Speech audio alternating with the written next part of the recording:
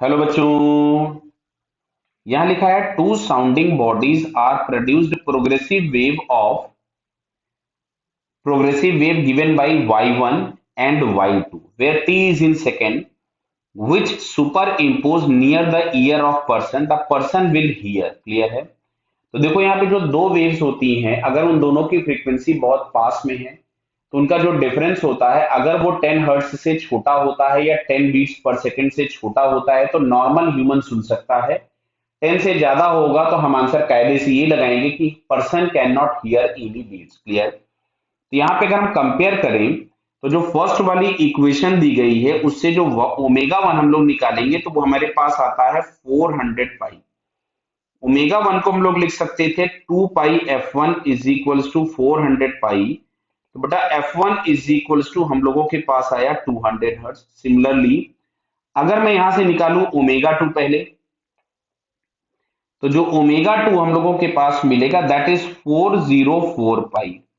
अच्छा, omega two को हम लोग लिख सकते थे 2 पाई f2 इज इक्वल्स टू 404 पाई। तो यहां से अगर हम f2 निकालेंगे तो ये आपके पास आता है 202 हर्ट्ज। बेटा इन दोनों का जो डिफरेंस है, देखो ये 10 से छोटा है, सो पर्सन 2 बीट्स पर सेकेंड सुन रहा होगा। मतलब यहां से अगर हम लोग f बीट्स लिखेंगे तो 202 माइनस 200, तो ये हम लोगों के पास आ जाएगा 2 बीट्स पर सेकेंड। क्लियर है क्या बेटा? अब जरा यहाँ पे हम लोग चार ऑप्शंस देखते हैं, तो इन चार ऑप्शंस में से हमको कौन सा करेक्ट दिखता है कि 2 बीट्स पर second with intensity ratio this one बराबर है। तो देखो यहाँ पे इंटेंसिटी का भी रेशियो पूछ दिया है, तो बेटा इंटेंसिटी हम लोगों के पास जो आई होती है, आई, इसको हम लोग लिख सकते हैं इट इज समथिंग के कांस्टेंट है, कुछ भी ओमेगा स्क्वायर ए स्क्वायर। क्लियर है? तो अब अगर हम लोग यहां से देखेंगे तो इंटेंसिटी तो हम लोगों के पास ओमेगा वन ओमेगा टू दोनों दिए हुए हैं। क्लियर है?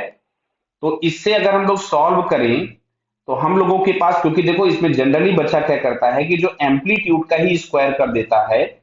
इंटेंसिटी हम लोगों के पास मिलती थी 1/2 rho a square omega square into velocity of sound, rho a square omega square. हाँ ठीक है, तो ये हम लोगों के पास रिलेशन है। तो अब अगर हम लोगों को चाहिए था I1 अपॉन I2, तो देखो के वाला फैक्टर तो गायब हो गया।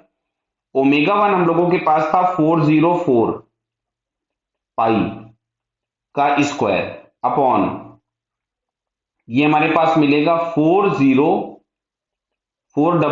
पाई का स्क्वायर बराबर है, उल्टा लिख दिया शायद मैंने यहाँ पे आपके पास। क्लियर है? चलिए एम्पलीट्यूड, तो एम्पलीट्यूड हम लोगों को सेकंड वाली जो वेव है, मैं यहाँ पे इसको I2 अपॉन I1 कर दे रहा हूँ, बाद में मैं इसको उल्टा कर दूंगा ये पे। क्लियर? तो एम्पलीट्यूड तो यहाँ पे इसका 1 है और यहाँ पे एम्पलीट्यूड दिया था 2 का स्क्वायर।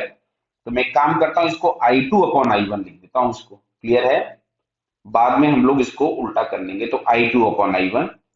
तो ये वैल्यू हम लोगों के पास आती है 404 into 404 divided by 400 into 400 divided by 4। ऊपर में जो पाई स्क्वायर था वो सब क्या हुआ, कैंसिल हो जाएगा। क्लियर? तो ये रेशियो अगर हम लोग निकालें विद द इंटेंसिटी रेशियो 9 हम लोगों को यहाँ पे, या 9/4 जो है, तो इसको अगर हम लोग सॉल्व करें तो ये वैल्यू कितनी मिलेगी नियरली देखिए। तो इसको कैलकुलेटर में कर लेता हूँ, 404 divided by 400 divided by 400 and divided by 4। Clear? तो ये वैल्यू तो हम लोगों के पास मिल रही है 0.25। तो 0.25 इंटेंसिटी का रेशियो, एक मिनट। अच्छा देखो इसमें जो ये पूछ रहे हैं ना, ये वाली इंटेंसिटी नहीं पूछ रहे हैं। क्लियर है? ये हम लोग कैलकुलेशन या क्वेश्चन पढ़ के थोड़ा सा गलत तरफ चले गए। ये पूछ रहे हैं कि जो मैक्सिमम इंटेंसिटी और जो मिनिमम इंटेंसिटी है वो क्या होगी। तो देखो बेटा, यहां से हम लोगों ने कभी कहीं पढ़ा था आई मैक्सिमम।